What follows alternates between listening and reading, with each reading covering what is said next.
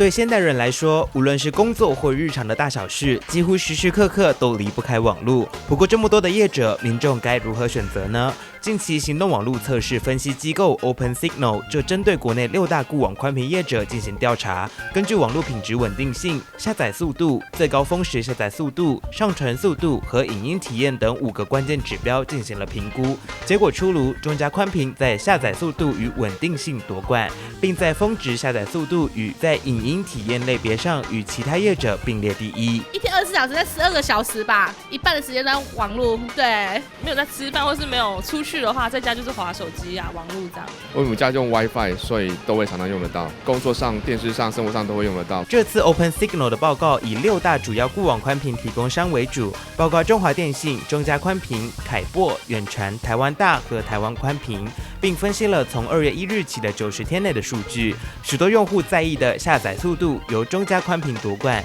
以平均136.4 Mbps 领先第2名多达31%，凯擘以104 Mbps 排第2，中华电信则以94.4 Mbps 位居第3。而在品质一致性方面，同样是中嘉宽频以81.2%领先群雄，并且在峰值下载速度与凯擘并列第一，最快可以来到530.1 Mbps。速度要一定嘛，对不对？不能每次一下好时好时坏这样。就是速度那些就不要这样卡卡的就好，因为视讯速度嘛也是一个，然后跟画质我觉得也有差，因为其实速度就是会影响到画质的清晰。速度我不希望我速度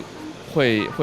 被lag或有什么问题，我会延后我们的这些上传下载的动作。在影音体验方面，各家表现相差不多。中嘉宽频、中华电信、凯擘、台湾宽频均获得约74分，共同并列第一。报告中所有主要的固网服务供应商表现不错，这代表用户家里的影音传输载入时间令人满意，几乎没有卡顿。而在如此重视网络的现代，这份报告也提供民众一个专业的参考依据，让大家可以不踩雷，轻松选择到服务好、专业家和物超所值的宽频网络业者。记者朱金伟、周福清高雄报道。